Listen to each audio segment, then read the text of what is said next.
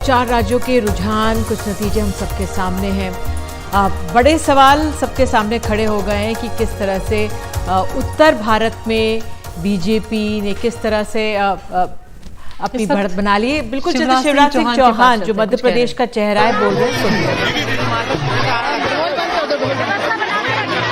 भारत के प्रधानमंत्री, अपने प्रिय प्रधानमंत्री नरेंद्र मोदी जी भारत की करोड़ों करोड़ जनता के हृदय के हार है, मुकुटमणि है, प्राण है, और वो एमपी के मन में भी बसते हैं और देश की जनता के मन में भी बसते हैं।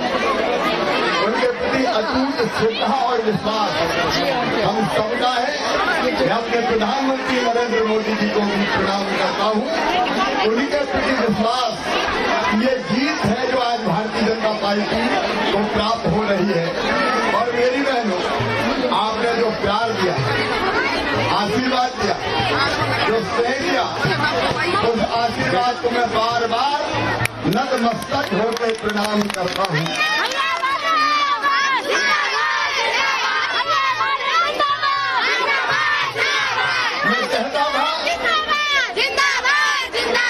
मैं चाहता था विजयी की अपनी स्पीच कुछ देर पहले भी दी थी और शिवराज सिंह चौहान पर लगातार बार बार जिस तरह से उन्होंने परिश्रम किया और ये नतीजे सामने आ रहे हैं मध्य प्रदेश में, साथ ही तेलंगाना में कांग्रेस को जीत मिली है। सवाल उसके सामने ये होगा कि मुख्यमंत्री कौन होंगे।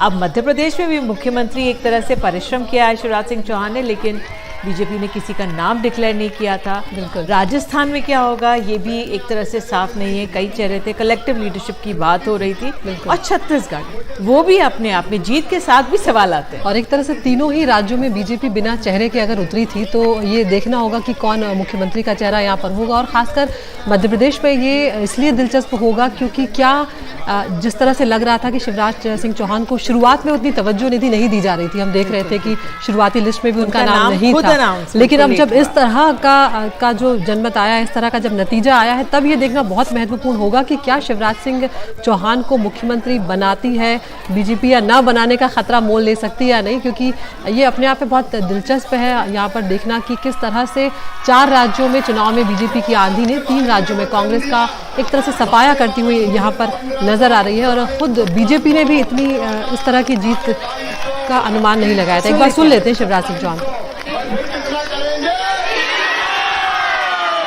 एक बात पूरी होगी, और एक बात ध्यान रखना, जिनको नहीं मिल रहे उनके नाम भी जोड़ूंगा। बेटियां के 21 साल से ज्यादा उनके भी जुड़ेंगे। और ये भी ध्यान रखना, जब लाडली बहना लखपति बहना बनेगी, लखपति। आज बहुत विस्तार में नहीं जा रहा। प्रधानमंत्री जी की जो गारंटी है मध्य प्रदेश को एक एक पूरी करेंगे, और भाई तो तुम्हारे लिए दिएगा। शिवराज सिंह चौहान अपनी बहनों को संबोधित करते हुए और यहाँ पर वो कह रहे हैं कि वो जो वादा उन्होंने किया है वो निभाएंगे। तो यहाँ पर जो लाडली बहना स्कीम थी वो बहुत हद तक यहाँ पर लग रहा है कि इम्पैक्ट करती हुई नजर आई। हमारे साथ खास मेहमान इस वक्त स्टूडियो में मौजूद हैं। हमारे साथ रीमा शर्मा है, वरिष्ठ पत्रकार हैं, संजय कुमार है, सह निदेशक है लोक नीति के, विनीत गोयनका हैं, राजनीतिक विश्लेषक, और निर्मल पाठक जी हैं, वरिष्ठ पत्रकार। सबसे पहले संजय कुमार सर, अगर आपके पास ही मैं आना चाहूँ तो अगर हम मध्य प्रदेश की इस जीत की हम अगर थोड़ा सा भी विश्लेषण करें तो आपको यहाँ पर सबसे बड़ा फैक्टर इस वक्त क्या नजर आ रहा है? क्योंकि कांग्रेस ये बिल्कुल भी नहीं सोचकर बैठी थी, भले ही बीजेपी ने इस तरह का मार्जिन नहीं सोचा होगा, लेकिन कांग्रेस के लिए ये बहुत बड़ा झटका है। ओवर कॉन्फिडेंट यहाँ पर कांग्रेस नजर आ रही थी शुरुआत से ही। हाँ, बिल्कुल आपने एक शब्द का जिक्र किया, कांग्रेस ओवर कॉन्फिडेंट थी, जिसका नुकसान उन्हें उठाना पड़ा। आखिरी में मुझे लगता है कांग्रेस का जो चुनाव प्रचार था वो बहुत लैकलस्टर था, बहुत उन्होंने पूरी अपनी जान नहीं झोंकी। अगर उसके विपरीत अगर आप देखें बीजेपी को, तो शिवराज सिंह चौहान ने बहुत जमकर प्रचार किया। और एक बात का जिक्र मैं बहुत पहले से कह रहा था कि कोई एंटी इनकम्बेंसी नहीं थी सरकार के खिलाफ। ऐसा नहीं था कि सरकार के खिलाफ कोई बड़ी नाराजगी थी। शिवराज सिंह चौहान की पॉपुलैरिटी बरकरार थी। एनडीटीवी के लिए हम लोगों ने एक प्री पोल सर्वे भी किया था, जिसके आंकड़े हम लोगों ने नवंबर 4 और 5 तारीख को दिखाए थे, 3 और 4 तारीख को। वो आंकड़े भी बहुत साफ संकेत कर रहे थे उस समय भी कि एंटी इनकम्बेंसी नहीं है सरकार के खिलाफ। शिवराज सिंह चौहान अभी भी पॉपुलर लीडर हैं। अब ये पार्टी की अपना कारण रहा हो कि उनको मुख्यमंत्री के चेहरे के रूप में प्रोजेक्ट नहीं किया, तो ये दो चीजें पार्टी के पक्ष में जाती हैं। और इसके साथ साथ जिस स्कीम की बार बार चर्चा हो रही है, लाडली बहना स्कीम, मुझे लगता है महिलाओं का वोट इनकी तरफ जाता हुआ दिख रहा है। और इसके साथ और भी कुछ कारण हैं जिसके कारण बीजेपी को इतनी बड़ी जीत मध्य प्रदेश में होती हुई दिखाई पड़ रही है। बिल्कुल, जिस तरह से मुख्यमंत्री हम उनको देख सुन भी रहे थे शिवराज सिंह चौहान को, निर्मल जी इन्होंने कहा कि लकी बहना, लाडली बहना को अभी संबोधन करते हुए कहा कि लकी बहना है। तो ये तो एक वर्ग है। और ग्रामीण कहा गया, जब आप लोगों से पहले बात होती थी कि ग्रामीण इलाकों में बहुत जो आर्थिक सहायता की बात की, पहले 1000 से 1250 और फिर कहा कि जीतने के बाद 3000 कर दूंगा। और अभी भी हम स्पीच में सुन रहे थे, वो कह रहे थे जिनका नाम इंक्लूडेड नहीं उनको भी कर दूंगा। तो ये जो फैक्टर है, महिलाओं की भूमिका वो बहुत अहम है, क्योंकि प्रधानमंत्री ने भी अपनी स्पीच में बोला था कि कास्ट मेरे लिए ये है कि महिलाएं, गरीब, किसान और युवा।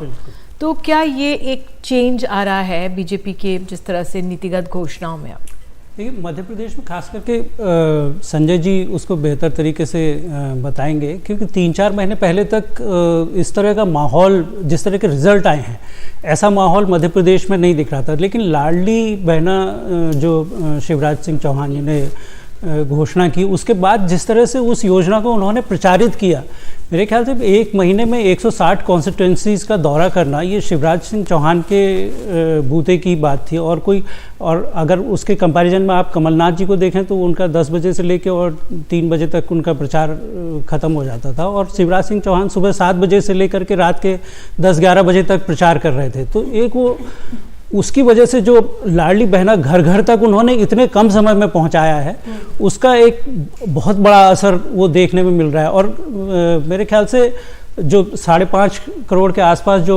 वोटर पॉपुलेशन है वहाँ पर, और उसमें से आधी महिलाएं, और उसमें से भी आधी को, करीब 1.25 करोड़ को ये सीधे चुनावों से पहले इसका बेनिफिट मिल चुका था। बिल्कुल 1.25 करोड़ से ज्यादा मेरे ख्याल से। रीमा, वो भी तब हो रहा है जब 1100-1200 रुपए महीना हर महीने अगर उनको मिल रहा है, तो उससे एक उम्मीद तो बनती है। और खास करके ग्रामीण इलाकों में जो आप कह रही थी, जहाँ आय के बहुत सीमित साधन हैं उनके पास, और थोड़ा सा भी पैसा अगर उनको मिलता है तो वो बहुत बड़ी उनकी मदद होती है उसमें। बिल्कुल, जिनकी तनख्वाह तो उसकी वजह से 6000 या 8000 के बीच में, अगर वो लाडली बहना योजना, वो मुझे लगता है कि टर्निंग पॉइंट था मध्य प्रदेश के चुनाव अभियान में। किस तरह से देखें? मुझे भी लगता है जो निर्मल ने बोला है, जो लाडली बहना इससे मैजिक बहना हो गया है, मैजिक स्कीम हो गया उसका। इसने इस जो अनाउंसमेंट ने सब कुछ पूरा चेंज कर दिया with in very short period. और कांग्रेस का वहीं से ये कमलनाथ को प्रोजेक्ट करना, it was a blunder I think.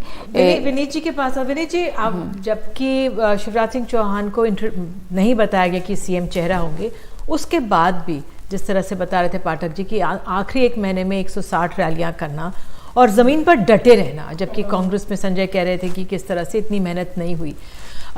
मुख्यमंत्री के तौर पर आपको लगता है वो रेस में सबसे आगे? देखिए, मुख्यमंत्री तो भारतीय जनता पार्टी के शीर्ष नेता तय करेंगे कौन होगा। शिवराज जी अच्छे कैंडिडेट हैं क्योंकि उन्होंने अच्छा काम भी किया है। लेकिन मुझे लगता है कि एक बात आपको देखनी पड़ेगी, जो INDI अलायंस और वर्सेस NDA या उसमें गया, वो है समझदारी। मुझे लगता है कि मध्य प्रदेश के अंदर शिवराज जी हो, भारतीय जनता पार्टी हो या NDA हो, इनमें समझ थी। और उसके सामने अगर आप देखें तो कमलनाथ जी हो, कांग्रेस हो या फिर INDA, उनमें वो समझ नहीं थी मेरे ख्याल से। इसका जो फ़र्क है समझ और ना समझी का, ये का बड़ा फ़ायदा भारतीय जनता पार्टी को वहाँ पे हुआ है। और जो नंबर्स वहाँ पे देखा है हमने, कल रात तक तो ये नंबर्स की बात नहीं थी, तो बड़ा मैजिकल नंबर है ये, बहुत ही सुहाने नंबर। बिल्कुल, शिवराज सिंह चौहान अब तक इतनी बार सीएम रहे, 18 सालों का कार्यकाल रहा, लेकिन ये सबसे बड़ी जीत है उनकी। अनुराग द्वारी हमारे साथ जुड़ गए भोपाल स्टूडियो से। अनुराग, आप ज़मीन पर रहे हैं हमेशा लगातार वहाँ पर, और आप कवर करते रहे, कौन कौन से फैक्टर्स अनुराग आपको लग रहे हैं यहाँ पर कि बीजेपी के पक्ष में गए और कांग्रेस के खिलाफ गए? और अनुराग, यहाँ पर यही सबसे बड़ा सवाल होगा कि क्या बीजेपी अब शिवराज सिंह चौहान को मुख्यमंत्री न बनाने का खतरा मोल लेगी? देखिए अदिति, कुछ दिनों पहले भी हम लोग ये बात कह रहे थे और मैं तब भी यही कह रहा था। कुछ दिनों पहले आपको याद होगा जब बीजेपी की सूची आई थी और उसके बाद ये कयास लगने लगे कि क्या इस बार शिवराज सिंह चौहान को टिकट मिलेगा। बीजेपी के कद्दावर नेता हैं और जो गुजरात से आते हैं, केंद्रीय मंत्री भी हैं, उन्होंने मुझसे कहा था कि शायद इस बार शिवराज सिंह चौहान को टिकट ना मिले। मैंने कहा ये जोखिम अगर पार्टी ले लेती है तो मुझे लगेगा कि वो मध्य प्रदेश बिल्कुल हार जाएंगे, क्योंकि ऐसा हो ही नहीं सकता। जो 80 पहले नाम अनाउंस हुए थे, आप देखिए उसमें 76 सीटें ऐसी थी जो लगभग 5 दफे से कांग्रेस का मजबूत किला थी। बीजेपी 5 चुनावों में वहां पर जीत नहीं पाई थी। ये गैम्बल पहला, जो आप कह रहे हैं कि क्या क्या परिवर्तित हुआ, तो पहला ये कि कद्दावर लोगों को उतारा जिन्होंने आसपास की भी घेराबंदी की। ये आप देखेंगी जब और नतीजों का विश्लेषण करेंगे, इसका एक बड़ा फर्क पड़ा है। दूसरा, लाडली बहना जिसकी हम सारे लोग बात कर रहे हैं, जब मैंने उस वक्त कहा कि आप देखिए शुरू से देखिए क्या हुआ है। 29 सीटें ऐसी हैं मध्य प्रदेश में जहां महिला मतदाता पुरुषों से आगे बढ़ चुकी हैं और उन 29 में से 20 सीटें कांग्रेस के उसमें विधायक थे। ये इत्तेफाक होगा, मैं ये नहीं कह रहा कि नहीं है, लेकिन इत्तेफाक होगा। अब जैसे यहाँ पर एक कद्दावर सीडब्ल्यूसी के सदस्य भी है, कमलेश्वर पटेल, पूर्व सरकार में कांग्रेस के मंत्री थे, सिहावल से लड़ते हैं, विंध्य के इलाका है, वो बहुत कॉन्फिडेंट थे। मैंने कहा आपके लिए खतरे की घंटी है, क्योंकि 85% महिला वोटरों ने आपके यहाँ वोट किया है बनिस्बत 65% पुरुष वोटरों के। उन्होंने कहा नहीं, मेरे घर वालों ने भी बहुत सारी महिला मतदाताओं को आगे लेकर के आए हैं। मैंने कहा ठीक है, देख लेते हैं। और जहां तक मैं पिछला देख रहा था, सिहावल से वो पीछे चल रहे थे। तो ये कुछ बहुत उदाहरण है। और साथ ही साथ देखिए, आप फिर बात करें शिवराज सिंह चौहान के कद की, या फिर उनको मुख्यमंत्री बनाए रखेंगे या नहीं बनाए रखेंगे। 160 नहीं 165 रैलियां उन्होंने की हैं पिछले 1.5 महीने में, और उसमें रोड शो भी शामिल हैं। जो दूसरे हैं कमलनाथ जी, उन्होंने 113, जो कांग्रेस पीसीसी चीफ हैं और पूर्व मुख्यमंत्री, 113 रैलियां उन्होंने की थी। और ये तो हुआ जब आचार संहिता लग गई और सब कोई चुनावी मोड में आ गए। लेकिन पिछले 3 सालों में कोई ऐसा दिन नहीं, हम लोग मजाक में कहते थे कि शिवराज जी को घर वाले एक टिफिन बांध कर दे देते हैं, अधिकारी उन्हें हेलीकॉप्टर में चढ़ा देते हैं और वो राज्य के अलग इलाकों में जाते हैं, शाम को घर लौटते हैं और फिर अधिकारियों की मीटिंग लेते हैं। तो ये कम से कम उस आदमी को इस बात का श्रेय तो देना होगा कि गजब के मेहनती इंसान है। और दूसरा ये कि महिलाओं से जो उसका कनेक्ट है वो किसी स्टूडियो में बैठकर समझना मुश्किल है। आप वाकई जब आएंगे और महिलाओं की आंखों में आंसू देखेंगे, तब आप समझ पाएंगे कि वाकई इस आदमी का एक थिएट्रिक्स तो होता ही है कि आप जाएं, पैरों पे झुक जाएं, ये करें। वो हर नेता की अलग अलग शैली होती है, लेकिन कुछ ऐसे लोग होते हैं जो अपना कनेक्ट बना पाते हैं। तो आज जैसे आपने बात कही महिलाओं की, आज ही वो दृश्य आपने शायद भेजे होंगे, किस तरह से जो उनके बगीचे में महिलाएं जो काम करती हैं, उन्होंने एक गुलाब का फूल उनको लाके दिया और वो जो महिला थी वो भावुक हो गई। तो अब आप इसको थिएट्रिक्स भी कह सकते हैं, फिर आप ये भी कह सकते हैं जो आप जुड़ाव की बात कह रहे हैं, क्योंकि ये अपने आप में अहम है कि अगर इस ओर ध्यान दिया जाए। और जिस तरह से और राज्यों में भी, अगर हम आपसे छत्तीसगढ़ के बारे में पूछें, क्योंकि आपकी महारत तो छत्तीसगढ़ में भी हाजिर है, वहाँ पर तो एक तरह से बहुत बड़ा झटका है। क्या वहाँ पे ओवर कॉन्फिडेंस था जो हुआ है, जो फिलहाल होता हुआ दिख रहा है? आपको एक मजेदार वाकया बताऊंगा, अलग लोग इसका अलग अलग विश्लेषण करेंगे, लेकिन मैं और मेरे कैमरा सहयोगी रिजवान दोनों पिछले दफे भी जब बस्तर में थे पहले चरण में, और बस्तर में जिस तरह से कांग्रेस के कार्यकर्ता घर घर जाकर लोगों को निकाल कर ला रहे थे, मैंने रिजवान भाई से कहा था कि यार इस बार यहाँ की कहानी अलग है। और इस दफे बस्तर में ही जाकर मैंने रिजवान से कहा कि यार यहाँ भी इस बार की कहानी अलग है। आप यकीन करेंगे, जो पीसीसी चीफ है दीपक बैज, उनका चुनाव था 11:30 बजे दिन में, उनकी सीट पर वोटिंग पहले चरण में हो रही थी। हम उनके घर के बाहर थे और मैंने दीपक भाई को फोन किया, उन्होंने कहा, उनके सहयोगी ने फोन उठाया, कहा वो अभी सो के उठे ही हैं, नहाने गए 11:30 बजे दिन में, जब उनकी सीट पर वोटिंग हो रही थी। इस बात को हल्के में लिया जा सकता है। जब वो बाहर आए तो बोले अरे मैं तो रात में 2-3 बजे आया था। मैंने कहा हम भी 2-3 बजे सोए और सुबह 6 बजे से फील्ड पर हैं। बहरहाल ये एक पत्रकार और एक नेता के बीच का संवाद था, लेकिन जो मेहनत की हम बात कर रहे थे, एक बहुत बड़ा फैक्टर आप देखिए निधि, उसमें यह भी रहा है कि एक जो कॉम्प्लिसेंसी आ जाती है ना नेताओं में, कि हमारी सरकार है, हमने इतनी सारी स्कीम्स का अनाउंसमेंट किया है। मुझे वहां के पुलिस के कुछ आला अधिकारियों ने बताया कि बस्तर के जिन गांवों में वो जाने से कतराते हैं, डरते हैं, वहां पर पिछले 3 सालों से बीजेपी का काडर अंदर जाकर मेहनत कर रहा था। दूसरा, कई संकेत हैं, हमने कई बार कांग्रेस की लीडरशिप को बताने की कोशिश की, जब हमने स्टोरीज की थी, चाहे सिलगेर की हो, चाहे जो वहां पर लघु वनोपज है, माइनर फॉरेस्ट प्रोड्यूस, चाहे इमली हो और बाकी के और लघु वनोपज हैं, उनकी कीमतें दरअसल 6-6, 7-7 महीने से गरीब आदिवासियों को लंबा अरसा हो जाता था, वो मिलती नहीं थी। जो कन्वर्टेड आदिवासी हैं, जो क्रिश्चियन बन गए, और उनके बीच एक संघर्ष तो रहा ही है, लेकिन साथ ही साथ कई जगहों पर वो घुसकर उन्होंने अपनी नाराजगी कलेक्ट्रेट तक में दिखाई और इन बातों को नजरअंदाज किया गया है। जी बिल्कुल, और कहीं ना कहीं करप्शन का भी एक मुद्दा था जो शायद सरकार के खिलाफ गया होगा। हमारे साथ 2 और मेहमान जुड़ गए, देश रत्न निगम साहब जुड़ गए, राजनीतिक विश्लेषक हैं, गोपाल अग्रवाल जुड़ गए हैं, प्रवक्ता हैं बीजेपी के। गोपाल अग्रवाल जी, आपके पास ही हम आना चाहेंगे। बधाई आपको, जिस तरह से नतीजे आ रहे हैं आप लोगों के लिए तो आज लड्डू हलवा सब कुछ खाने का दिन है, लेकिन क्या लग रहा है यहाँ पर आपको, कौन से फैक्टर्स हैं जो कांग्रेस के खिलाफ गए? क्या जन कल्याणकारी योजनाएं हैं जो आप लोगों को जीत का जो आपको स्वाद चखवा रही हैं? देखिए, अगर आप प्री पोल मैनिफेस्टो के अनाउंसमेंट देखेंगे तो कांग्रेस ने कई सारे प्रॉमिसेस अनाउंस किए। बात यह है कि जनता का विश्वास किस पे है। एक तरफ तो मोदी गारंटी थी जो कि ग्राउंड लेवल पे हर प्रॉमिसेस को पूरी तरह मनोयोग से, पूरे कमिटमेंट के साथ, पूरी एफिशिएंसी के साथ, गवर्नेंस मॉडल में भ्रष्टाचार को ख़त्म करते हुए ग्राउंड लेवल पे उन स्कीम्स को लागू करने की बात है, जन कल्याणकारी योजनाओं की। दूसरी तरफ प्रॉमिसेस हैं। हमने कर्नाटक में देखा, कांग्रेस की सरकार को जनता ने समर्थन दिया। आज उन्होंने क्या किया, 40,000 करोड़ का डेवलपमेंट फंड ट्रांसफ़र कर रहे हैं, वो इन योजनाओं के लिए डेवलपमेंट को रोक रहे हैं। हिमाचल में ओपीएस और इन सब का प्रॉमिस किया, कुछ नहीं किया। इसके पहले मध्य प्रदेश में कांग्रेस सरकार आई थी, उन्होंने कहा था किसानों का हम कर्ज माफ़ करेंगे, कुछ नहीं किया। तो एक तरफ दिल्ली में, दिल्ली सरकार को देख लीजिए, तो एक तरफ विपक्ष का झूठा प्रॉमिस है जो कोई उनका इंटेंशन नहीं है, उसको कैसे पूरा करेंगे, कोई रोड मैप नहीं है। एक तरफ मोदी जी का कमिटमेंट है और वो इम्प्लीमेंटेशन है। तो ये Modi guarantee versus false promises, या एक तरीके से आपसे, आपने तो सर्वे भी किया था, मैं आपसे समझना चाहूंगी क्या ये मेजॉरिटी कंसोलिडेशन है, या पहले हम तो सुबह हम बात कर रहे थे क्या ये उत्तर भारत में जो हार्टलैंड है, अब देख लीजिए राजस्थान, मध्य प्रदेश, छत्तीसगढ़, यहाँ पे अगर कांग्रेस नहीं आ पा रही है, 18 साल की सरकार के बावजूद अगर कांग्रेस नहीं आ पा रही है, क्या आपको आपके सर्वेज में क्या कुछ इंडिकेशंस मिले? 2-3 चीजें हैं।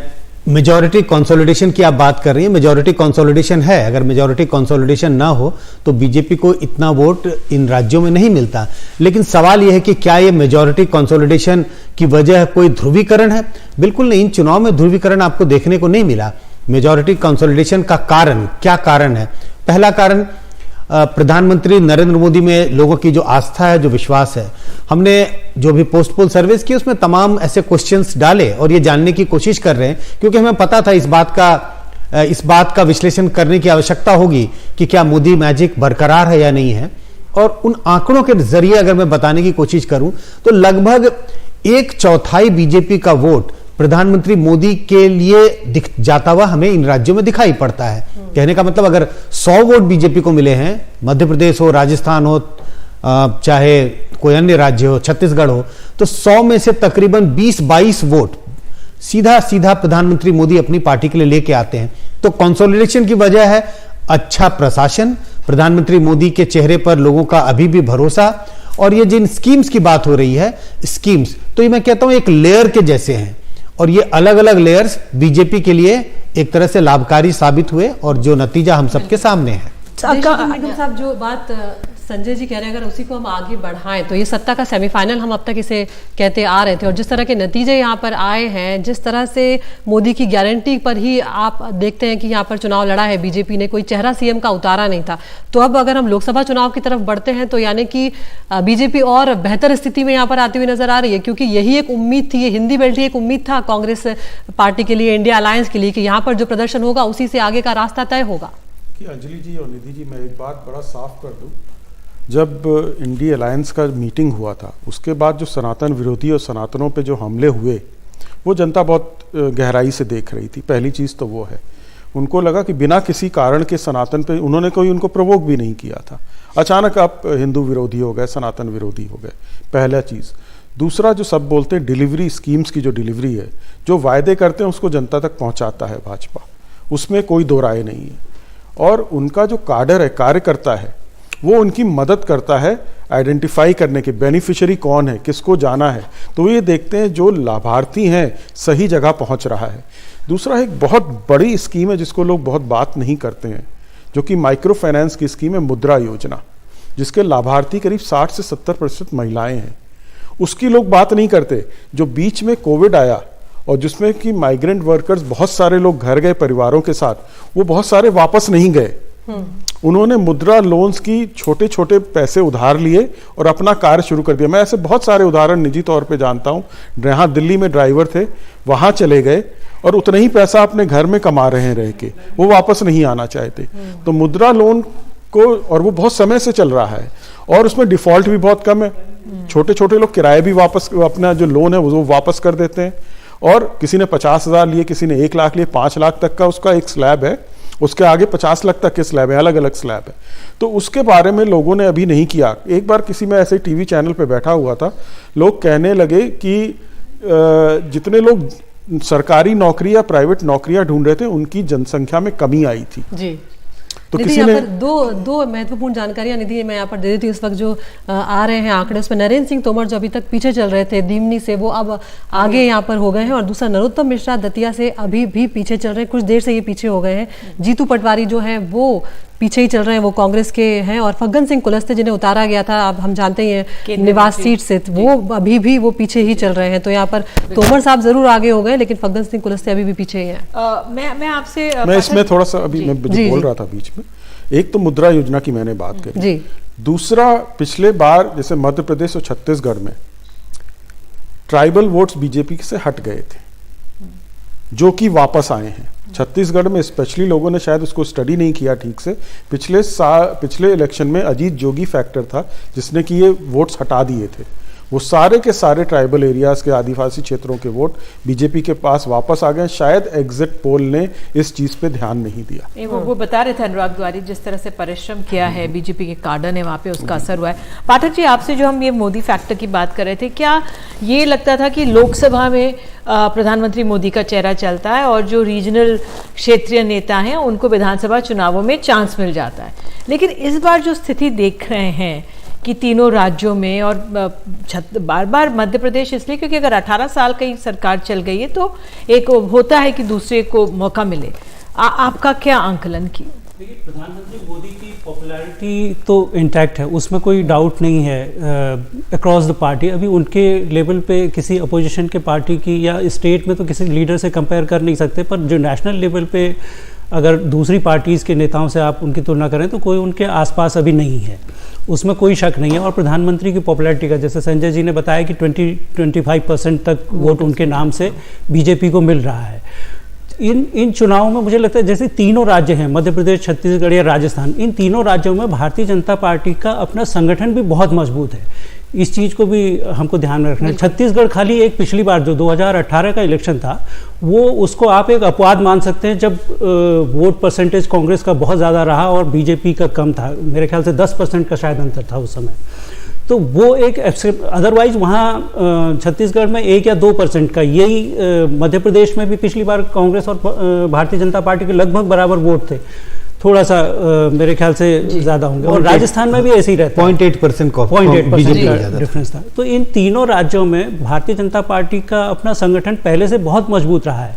इन चुनावों में मोदी जी की पॉपुलैरिटी, अमित शाह जी का माइक्रो मैनेजमेंट जो उन्होंने संगठन के लेवल पे, जैसे मध्य प्रदेश में वर्कर्स में ही निराशा थी ये 3-4 महीने पहले तक, ये भारतीय जनता पार्टी के लोगों ने भी एक्सेप्ट किया था। बिल्कुल। तो उसके बाद आप लोगों को ध्यान होगा कि अमित शाह भोपाल में जाके बैठे 3-4 दिन और उन्होंने संगठन को जहाँ भी कमियाँ वगैरह हो सकती थी उसको ठीक ठाक किया। वही छत्तीसगढ़ में हुआ, वही राजस्थान में भी हुआ।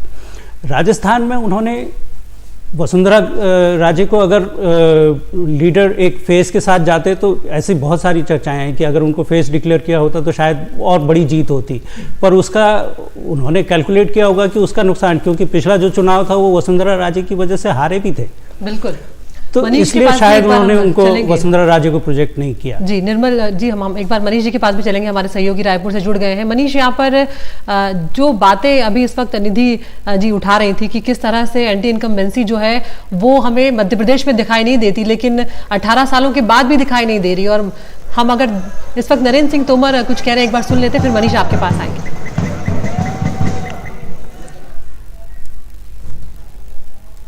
बधाई देता हूँ और जनता का हृदय से आभार प्रकट करता हूं।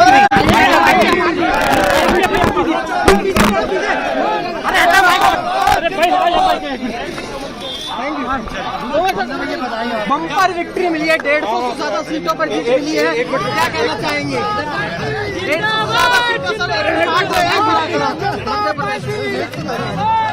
ये महाविजय मोदी के मन में एमपी और एमपी के मन में मोदी, एमपी के मन में लाडली बहना और लाडली बहना के मन में भाजपा, उसकी विजय। हमारे साथ बात करने को बीजेपी ने मध्य प्रदेश में मैदान में उतारा था और अब इससे पहले वो पीछे थे, लेकिन अब वो बढ़त बनाते हुए नजर आ रहे हैं। अपनी दीमनी जो सीट है वहां से हमारे सहयोगी मनीष बने हुए हैं। मनीष, यहाँ पर जो एंटी इनकम्बेंसी है वो छत्तीसगढ़ में एक ही टेन्योर के बाद कहा जा सकता है देखने को मिलेगी, जबकि रमन सिंह जो है वहां पर उन्होंने रिपीट किया था, लेकिन यहाँ पर लगता है ठीक से भांप नहीं पाए भूपेश बघेल की। क्या कुछ चल रहा है जमीन पर उनके खिलाफ?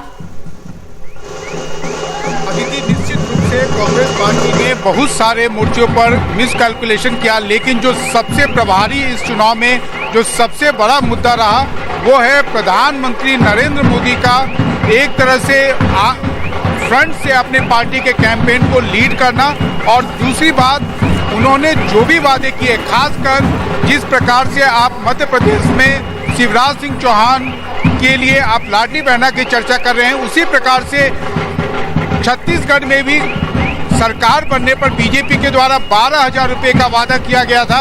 हालांकि कांग्रेस पार्टी ने कहा कि इस स्कीम के बारे में जब उन्हें फीडबैक मिला कि ये स्कीम काफ़ी लोकप्रिय हो रहा है, महिलाओं से इसके लिए करीब 1 करोड़ फॉर्म भरवाए गए।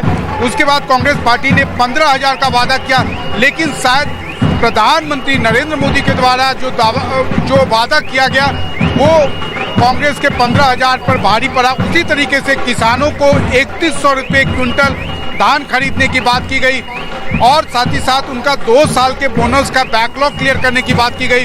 तो उसने भी एक तरह से कांग्रेस के द्वारा जो एक कांग्रेस को अति आत्मविश्वास था कि पिछले 5 वर्षों में उन्होंने किसानों के लिए जो कुछ भी किया है उसका उन्हें भरपूर लाभ मिलेगा। वैसे हमारे साथ खास मेहमान जुड़े हुए हैं। कार्तिकेय बत्रा हमारे साथ जुड़ गए, राजनीतिक विश्लेषक हैं। यहाँ पर रीमा शर्मा बनी हुई है, संजय कुमार लोकनीति से बने हुए हैं, निर्मल पाठक वरिष्ठ पत्रकार, देशरत्न निगम जी राजनीतिक विश्लेषक हमारे साथ बने हुए हैं। तो यहाँ पर कार्तिकेय, आप किस तरह से देख रहे हैं, कहाँ पर कांग्रेस पार्टी पिछड़ती हुई नजर आ रही है? क्योंकि जो रुझान थे, खुद बीजेपी की अपनी ये रिपोर्ट थी कि वो हार रहे हैं, उसके बाद ही हमने देखा कि उन्होंने वो नया एक्सपेरिमेंट किया जब उन्होंने सांसद मैदान में उतारे थे। केवल सांसद नहीं, बहुत सारी चीजें हुई। मतलब बीजेपी की सबसे खासियत ये रहती है कि स्ट्रैटेजी में बहुत निम्बल रहते हैं, बदलते रहते हैं स्ट्रैटेजी अपनी। जैसे आप देखिए मध्य प्रदेश में शुरुआत में मुख्यमंत्री का चेहरा आगे लाने में थोड़ी हिचक कर रहे थे, लेकिन अंत में आते आते वो कर दिया। राजस्थान में उसका उलट रहा, अंत तक नहीं डिक्लेयर किया बट साथ में रखा उनको। उसका आपको गैप भी दिखेगा कि राजस्थान की विक्ट्री भाजपा के लिए इतनी कन्विंसिंग नहीं जितनी 2013 में रही, लेकिन उतनी ही कन्विंसिंग मध्य प्रदेश में जितनी 13 में रही। तो ये फर्क है उस मार्जिन का भी। तो अलग अलग स्ट्रैटेजी, अलग अलग तरह के रिवॉर्ड्स। मुझे लगता है कि सांगठनिक शक्ति जो बीजेपी की है मध्य प्रदेश और राजस्थान जैसे राज्यों में, उसको कभी भी कम करके नहीं आंका जा सकता। कांग्रेस पार्टी संगठन पे नहीं चलती, कांग्रेस पार्टी लीडर्स और हवा पे चलती है। मध्य प्रदेश का सेंटिमेंट कुछ समय पहले तक भी बदलाव का था, लेकिन कहीं ना कहीं अंत में आते आते, अभी जो हम चर्चा भी कर रहे थे, जल्दी पीक कर जाते हैं, और अंत में जो वोटर को ले जाना होता है अपने बूथ तक, वो वाली गेम जो है। प्लस लाडली बहना, अब लाडली बहना आया, उसका काउंटर कांग्रेस के पास इतना इफेक्टिव दिखा नहीं, जबकि इसी स्कीम को प्रधानमंत्री पहले रेवड़ी फ्रीबीज कह रहे थे और उसी पे वापस बीजेपी आई, वो समझ गए इसकी एक वैल्यू है। लेकिन कांग्रेस का काउंटर इतना स्ट्रांग नहीं आया। ये शक्ल लगता है कहीं ना कहीं मान चुके थे हम तो मुख्यमंत्री बनने वाले हैं। जो संजय मैं आपसे यही समझना चाह रही हूँ कि जो संगठन ठीक है कांग्रेस का मजबूत नहीं है, जिस तरह से कार्तिकेय ने कहा कि भाई नेताओं के पीछे और हवा के पीछे, क्या मायने इसके हम समझे? देखिए मध्य प्रदेश की जब चर्चा कर रहे हैं तो आप देखिए 3 चुनाव को बीजेपी ने जीती। पिछला चुनाव बार बार हम कहते हैं बीजेपी हार गई, लेकिन वोट प्रतिशत में कोई अंतर नहीं था। और एक आंकड़ा पेश करना चाहूंगा कि अगर आप ऐसी तकरीबन 67 कंस्टिट्यूएंसी हैं जो बीजेपी लगातार 3 चुनाव से मध्य प्रदेश में हारी नहीं है, तो मैं इस बात का बार बार जिक्र करता था कि ये सीटें लगभग ऐसी हैं जो बीजेपी के पॉकेट में हैं।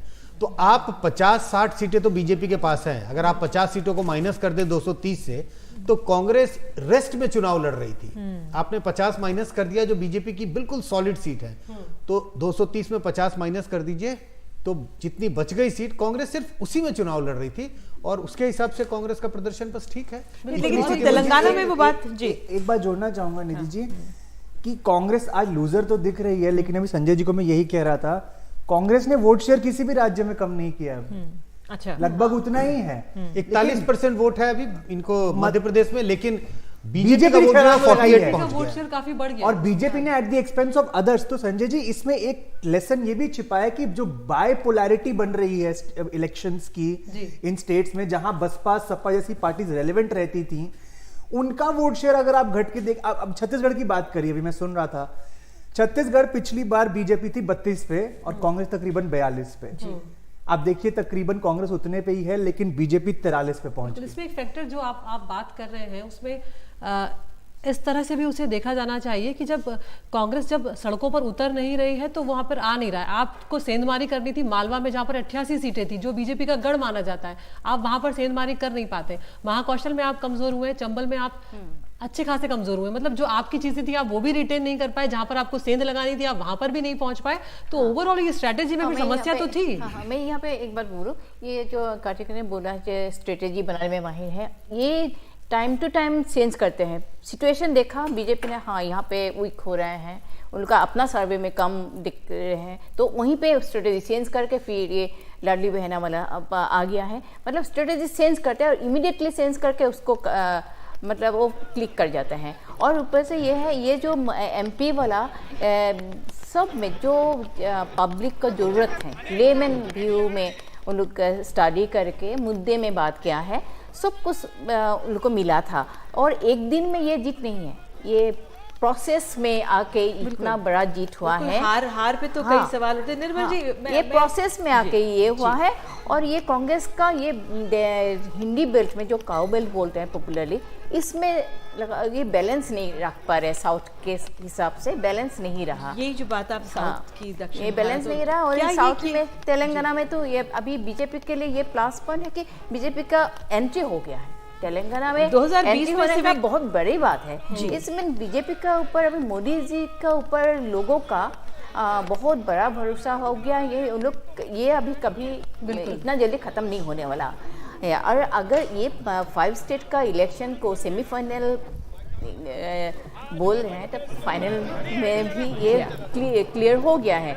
बीजेपी अभी clear to final, so picture is clear. और कांग्रेस को अभी लर्निंग प्रोसेस में फिर वापस जाना है। ठीक है, ये मेरा व्यू है। एक छोटा सा निर्मल जी से कह दिया था, 2 मिनट ले लेते हैं। निर्मल जी, जो इन्होंने रीमा ने ही बात की दक्षिण भारत की, तेलंगाना में क्या ठीक किया जो कांग्रेस के पक्ष में गया, जो उत्तर भारत में नहीं चला? तेलंगाना में मेरे ख्याल से बीआरएस गवर्नमेंट के खिलाफ जो पिछले 10 साल का, देखिए 10 साल का टेन्योर बहुत लंबा होता है, और उसमें आपको फिर सरकार की इमेज ठीक ठाक रखने के साथ साथ आपको ग्राउंड पे लोगों की अपेक्षाओं का आप कितना समाधान कर पा रहे हैं उसका। केसीआर की गवर्नमेंट ने वेलफेयर स्कीम्स वहाँ किसी तरह की कोई कमी नहीं रहने दी। लेकिन मुझे लगता है कि ये 10 साल की एक एंटी इनकम्बेंसी थी जो जिससे लड़ने में केसीआर गवर्नमेंट फेल रही। और खास वसुंधरा राजे, माफ करती, वसुंधरा राजे सिंधिया बोल रही हैं, आइए सुनते हैं। Expectation during my Jhalawar visit, I was just trying to find out a single poster of Congress candidate. मैं तो, आपने ये मेरे को कहा नहीं. I also didn't look, I must say. I'm trying to remember. नहीं. Okay, we'll start. Let's get over this, and then we can sit and chat for a little while.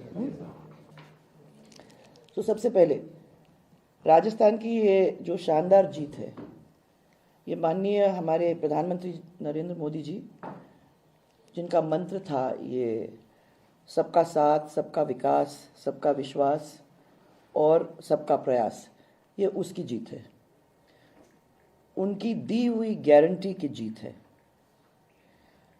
ये जीत हमारे माननीय केंद्रीय मंत्री होम मिनिस्टर अमित शाह जी की रणनीति की जीत है, और ये जीत हमारे माननीय अध्यक्ष श्री नड्डा जी के कुशल नेतृत्व की जीत है। और फिर सबसे इम्पोर्टेंट ये भी है, ये जीत हमारे कार्यकर्ताओं की, जिनके अथक प्रयास परिश्रम की जीत है। उन्होंने दिन और रात हमारे माननीय प्रधानमंत्री जी के जो सपने को साकार करने की पूरी कोशिश करते हुए उस दिशा में मेहनत करके ये परिणाम दिलाने का काम किया है। और सबसे बड़ी बात तो यह है कि ये जीत हमारे जनता जनार्दन की है, जिसने कांग्रेस के कुराज को नकारते हुए और भारतीय जनता पार्टी के सुराज को अपनाने का काम किया है। और ये जीत 2024 में मोदी जी को फिर से देशवासियों की सेवा का अवसर देने की ये जीत है। So that's all I wanted to say. मेरी तरफ से तो इतना ही है। और फिर आप बंद कर दो तो फिर अपन सवाल नहीं, नो सवाल, आपने क्या देखिए कि सवाल नहीं सर, नो सवाल। अब इसके बाद आप स्विच कर दो ऑफ एंड देन अपन बात करेंगे। ये नहीं करेंगे, चाय पिलाओ इनको। जनता ने किया, मैं प्रधानमंत्री जी को प्रणाम करता हूँ। हमारे मार्गदर्शक कुशल रणनीतिकार अमित शाह जी, उनकी रणनीति जगत विकास नड्डा जी का हमें प्राप्त मार्गदर्शन, प्रकाश जी, आदरणीय भूपेंद्र जी, आदरणीय अश्विनी जी और हमारे प्रदेश अध्यक्ष श्रीमान विष्णुदत्त शर्मा जी सहित सभी कार्यकर्ताओं ने और हम सब नेताओं ने मिलकर कार्यकर्ताओं के साथ काम किया। फिर से भारतीय जनता पार्टी को शानदार जीत मिली है। ये मध्य प्रदेश की प्रगति और विकास जो भारतीय जनता पार्टी की सरकार ने किया है, विकास को जनता का प्यार और आशीर्वाद मिला है। हमने समाज के हर वर्ग के कल्याण के लिए जो योजनाएं बनाई, चाहे वो लाडली बहना योजना हो, मुख्यमंत्री सीखो कमाओ योजना हो या केंद्र की योजनाओं का जो योग्य क्रियान्वयन किया, डबल इंजन की सरकार के काम को जनता ने आशीर्वाद दिया है। मध्य प्रदेश में कोई एंटी इनकम्बेंसी नहीं थी। कांग्रेस के लोग कहते थे एंटी इनकम्बेंसी, और यहाँ तो जनता के प्यार की प्रो इनकम्बेंसी थी और भरपूर प्यार आज मध्य प्रदेश की जनता ने लुटाया है। मैं मध्य प्रदेश की जनता को दोनों हाथ जोड़ के प्रणाम करता हूँ और हम सब ये विश्वास दिलाते हैं कि एक एक वचन जो जनता ने दिया है वो हम पूरा करेंगे। मेरे देवतुल्य कार्यकर्ता बहनों और भाइयों, आपके परिश्रम को प्रणाम, संगठन की मेहनत को प्रणाम। और कई ऐसे लोग थे जो सामने नहीं दिख रहे थे लेकिन पीछे रह के काम कर रहे थे, ऐसे सारे साथियों को मैं प्रणाम करता हूं और जनता को पूरा यह विश्वास कि मध्य प्रदेश प्रगति और विकास के पथ पर चलेगा और जनता के कल्याण की हर वादे को गारंटी को हम पूरा करेंगे। बहुत बहुत धन्यवाद। बोलिए भारत माता की जय, भारत माता की बहुत बहुत धन्यवाद। पर ब्रेक से पहले हमने सुना वसुंधरा राजे को वो प्रेस के सामने आई, हालांकि उन्होंने सवाल लेने से इनकार कर दिया, क्योंकि सवाल सबसे पहले यही होता कि क्या मुख्यमंत्री आप बनेंगी या नहीं, मुख्यमंत्री कौन होगा राजस्थान में। लेकिन यदि दिलचस्प ये रहा है कि वसुंधरा राजे यहाँ पर जिस तरह से बीजेपी ने उन्हें एक तरह से कहा जा रहा था कि दरकिनार किया है, लेकिन उनके बिना भी इस तरह से वापसी करती हुई बीजेपी नजर आई है यहाँ पर। बिल्कुल अंत में उनको लाना पड़ा, उनके लोगों को सीट्स देनी पड़ी और उसका असर यही है। अगर पहले और ले आते तो और ज़्यादा सीट्स आती। लेकिन देशरत्न निगम जी, इस समय बीजेपी की मुश्किल ये है, हम ब्रेक से पहले दो बड़े नेताओं को देख रहे थे, छत्तीसगढ़ मध्य प्रदेश में जिस तरह से मेहनत की शिवराज सिंह चौहान ने, वो अब लगातार संबोधन करते हुए नजर आ रहे हैं, और वसुंधरा राजे सिंधिया। अब ये बड़ी परेशानी है, जीत तो मिल जाएगी लेकिन मुख्यमंत्री कौन होगा, ये अपनी दोनों बड़े कद्दावर नेता पेशकश कर रहे हैं, पेशबंदी कर दी है, जैसे पाठक जी कह रहे थे। ये देखिए, पेशकश तो देखिए कोई भी कर सकता है, वो कद्दावर नेता है, इनमें तो कोई दो राय नहीं है। लेकिन भाजपा जो राजस्थान में सोच रही है, जो मुझे लगता है कि वो अगले 10 साल की राजनीति के बारे में सोच रही है, इमीडिएट नहीं। लोकसभा को देखिए, वहां से वो सारी सीटें ऑलमोस्ट वो जीतेंगे, उसमें वो दिया कुमारी का चेहरा आ गया स्क्रीन पर। नहीं, वो सबके आएंगे, देखिए 4 और बालकनाथ जी का भी है वहां पर चेहरा। अच्छा, मेन इनका उसकी तरफ इशारा था। ये तो बहुत बड़ी खबर है। ये इशारा उधर ही कर रहे थे। ये शुरू से चल रहा है, ऐसा नहीं कि वही बने हुए हैं, बालकनाथ ही बने हुए हैं। शुरू से ही है। देखिए वो आगे भविष्य के बारे में सोच रहे हैं और उसको कितना मजबूत करना है। जो रिवॉल्विंग डोर पॉलिसी है वो भाजपा वहां खत्म करना चाहती है। वो चल रही थी गहलोत वसुंधरा के चलते वहां पर, कभी ये आ जाएंगे कभी वो आ जाएंगे। ये भी बहुत बड़ी इंटरेस्टिंग बात आप कह रहे हैं कि जो रिवॉल्विंग डोर पॉलिसी थी वहां पे वो बदलने की कोशिश कर रहे हैं। उसको बदलने की कोशिश इसलिए भी रहेगी क्योंकि जो लॉन्ग टर्म, क्योंकि जैसे शिवराज चौहान जी का वहां पर था बहुत लंबे समय तक, अभी भी वो वहां रेस में, ऐसा नहीं कि नहीं है, लेकिन वो बहुत ही एडजस्टेबल नेता है और जमीन से जुड़े हुए, जनता की आवाज भी समझते हैं। कल को अगर उनको कांग्रेस के एक प्रवक्ता भी जुड़ गए, उनसे भी एक बार बात कर लेते हैं क्योंकि यहाँ पर कांग्रेस का पक्ष आना भी जरूरी है। हामिद हुसैन साहब हमारे साथ जुड़ गए हैं। हामिद जी, यहाँ पर तमाम जो विशेषज्ञ हैं, राजनीतिक विश्लेषक हैं, सबका ये कहना है कि कांग्रेस ने जब शुरुआत की थी तब सब कुछ ठीक था, लेकिन जब लड़ाई को मुस्तैदी से लड़ने की जरूरत थी तब शायद कांग्रेस थोड़ी सुस्त पड़ गई आखिरी में, और वहीं पर जाके कांग्रेस ने जो है हार देखी है। क्या कांग्रेस पार्टी उससे सहमत है? आप सहमत है उस बात से? नहीं, मैं उस बात से सहमत हूँ, लेकिन मैं जो कहना चाहता हूँ, देखिए इसको मैं लार्जेस्ट पर्सपेक्टिव देखता हूँ। टोटल 668 सीटों पे आज मतदान हुआ है और रिजल्ट आना है। आज कुछ आया, कल मिजोरम का कल रिजल्ट आएगा। लेकिन इसमें मैं देख रहा हूँ कि 310 सीटें करीब बीजेपी को जा रही है और करीब 280 सीटें, 270 से 280 सीटें कांग्रेस को जा रही है और बीजेपी को 310 सीटें जा रही हैं। और जो आपके जो रीजनल पार्टीज हैं उसमें उनको कुछ जा रही है, जैसे कि मिजोरम में कुछ पार्टीज हैं और आपका PRS है, उनको जा रही है।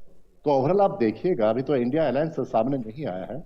दूसरी बात, जो तेलंगाना का रिजल्ट से पता चलता है कि इस बार बिल्कुल साउथ में 170 सीटें हैं। 170 सीटें में बीजेपी को 20 सीटें से ज्यादा मिलने नहीं जा रहा है। और नॉर्थ में भी आप देखिए, कश्मीर में या हिमाचल में या पंजाब में भी इसका बीजेपी बिल्कुल साफ है। ओवरऑल पर्सपेक्टिव में आप देखें, आपको जवाब देना होगा उसके लिए। घटना नहीं है क्योंकि इसमें कॉर्पोरेट सेक्टर लगा हुआ है, सेंट्रल लीडरशिप लगा हुआ है, CA लगा है। मोदी जी के मन में मध्य प्रदेश और मध्य प्रदेश के मन में मोदी। जनता को लेकर क्या कहेंगे जो जिस तरीके से सामने रिजल्ट जाना है? देखिए, मध्य प्रदेश की जनता ने महसूस किया है कि विकास अगर किया है तो भारतीय जनता पार्टी ने किया है। और मध्य प्रदेश में जिस प्रकार से विकास हुआ है, सड़क हो, बिजली हो, महिला सुरक्षा हो, गरीब कल्याण की योजना हो, और इसका पूरा श्रेय अगर किसी एक व्यक्ति को जाता है तो मोदी जी को जाता है, जिनके नेतृत्व में लोगों को विश्वास है। और मध्य प्रदेश, राजस्थान, छत्तीसगढ़ में जो बड़ी जीत हमको मिली है उसका श्रेय मोदी जी का नेतृत्व, अमित शाह जी की रणनीति, नड्डा जी की संगठन क्षमता, इन तीनों को ही मैं देना चाहूंगा और तीनों को बधाई भी देता हूँ। 2013 का पुनरावृत्ति है, मालवा निमाड़ की जिम्मेदारी आपको मिली। आपकी सीट के साथ साथ लगातार आपने इन सीटों पर भी दौरा किया। 2013 में 54 सीटें जीती थी और इसकी पुनरावृत्ति हो रही है। एक बड़ी जिम्मेदारी मिली थी, इस विक्ट्री को कैसे देख रहे हैं? और जी बताएं। मैं 1 वर्ष से मालवा निमाड़ में काम कर रहा था और उद्देश्य यही था कि मालवा निमाड़ पिछली बार बहुत हमारे लिए नुकसानदायक था। इस बार हम ज़्यादा से ज़्यादा वहाँ पर सीट जीतने का प्रयास करेंगे और हमने 1 साल से कोशिश की और आप देख रहे हैं मालवा निमाड़ ने सर्वाधिक जीत भारतीय जनता पार्टी को। आपकी जिम्मेदारी होगी। 50,000 प्लस वोटों से लोग नजर आ रहे हैं जीतते हुए। इस बार एक नया ट्रेंड नजर आ रहा है। नहीं, अब ये तो जनता का प्यार है, किसके प्रति कितना लुट जाए। रमेश जी 1 लाख के आसपास जीतेंगे, हमारी मालनी जी भी 1 आध लाख के आसपास जीतेंगी, माननीय शिवराज सिंह जी भी 1-1.5 लाख के आसपास जीतेंगे। तो ये जो प्यार है जनता का, ये एक बार में नहीं मिलता है, लगातार हम सेवा कर रहे हैं।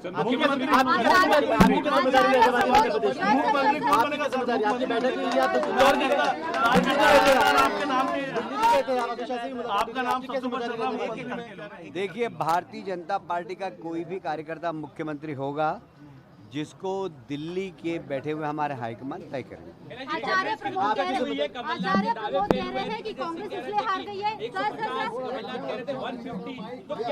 देखिए, मैं आपसे पूछता हूँ एक प्रश्न, कांग्रेस की दुर्गति नहीं, मैं आपसे दूसरा प्रश्न पूछता हूँ कि कांग्रेस को वोट क्यों दे? क्या उनके पास नेता है? क्या उनके पास नीति है? क्या उनकी नीयत अच्छी है? न नेता है, न नीति है, न कांग्रेस की नीयत अच्छी है। तो इसलिए जनता ने उनको अपना चेहरा दिखाया आईने में कि लोकसभा में जाने के पहले आईने में अपना चेहरा देखिए। तो हमने देखा कैलाश विजयवर्गीय और ये इतने महासचिव पद के उनको जब विधानसभा चुनाव पे उतारा था तो सब खुश नहीं थे, बहुत ये सवाल थे, लेकिन अब सब केंद्रीय नेतृत्व का धन्यवाद करें। लेकिन ये सब क्या दावेदार हैं मुख्यमंत्री पद के लिए कि नहीं? लेकिन अब बीजेपी की सोच अलग हो गई। पहले तो बीजेपी नेतृत्व को ये तय करना है कि शिवराज सिंह चौहान को वहां से हटाना है या नहीं हटाना है। बिल्कुल। और जिस तरह की ये जीत कम से कम निर्मल जी जो बात आप कह रहे हैं उसमें अगर थोड़ा आगे बढ़ा है, लोकसभा चुनाव तक ये खतरा मोल लेना बीजेपी चाहेगी कि नहीं चाहेगी, ये बड़ा सवाल देखिए होगा। वैसे भी अभी जिस तरह, क्योंकि ये इसमें बहुत बड़ा श्रेय जो जिस तरह की जीत है उसमें शिवराज सिंह चौहान की मेहनत का है। बिल्कुल।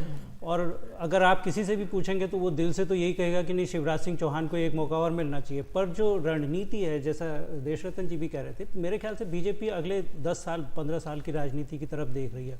और शिवराज सिंह चौहान को लेकर के वहाँ पिछले 4-5 साल से बीजेपी की लीडरशिप उनका अल्टरनेट ढूंढ भी रही थी। तो अब वो लेकिन लेकर भी गए तो यहाँ से सीनियर लोगों को लेके गए। परिस्थितियां इस तरह की बनी कि वो नहीं वहाँ कर पाए। पर अब मेरे ख्याल से उनके पास मौका है और हो सकता है, क्योंकि तीनों ही राज्यों में वो एक यंग लीडरशिप देना चाहेंगे। जैसा कि नरेंद्र मोदी, अमित शाह का पिछले अगर आप 10 साल का देखें उनका रिकॉर्ड राज्यों में, तो वो एक नई लीडरशिप को एस्टैब्लिश कर रहे हैं हर राज्य में।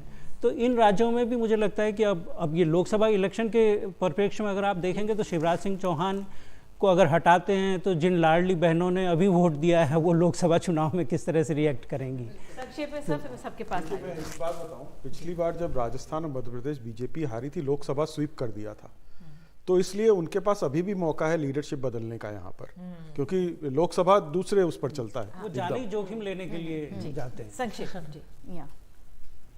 ठीक है, आप बताएं। मध्य प्रदेश में मुश्किल लगता है बदलाव अभी। छत्तीसगढ़ में जरूर होगा, छत्तीसगढ़ में पूरा इलेक्शन मोदी जी के चेहरे पर लड़ा गया था। राजस्थान 50-50 है क्योंकि उसमें रिस्क है लोकसभा का, लेकिन क्योंकि इलेक्शन वहां भी मोदी जी के चेहरे पर लड़ा गया था, तो इस समय ऑटोनॉमी सेंट्रल लीडरशिप ज्यादा छत्तीसगढ़ राजस्थान में है। मध्य प्रदेश में मुझे थोड़ा मुश्किल लगता है। मध्य प्रदेश में इतना रिस्क नहीं लगा कि जो लाडली बहन का जो ये है, इसीलिए अभी इतना कम टाइम में रिस्क नहीं लेंगे, बाद में शायद सोचेंगे, लेकिन अभी तो नहीं, मुझे नहीं लगता कि शिवराज चौहान को बहुत शुक्रिया आप सभी मेहमानों का यहाँ पर हमसे जुड़ने के लिए।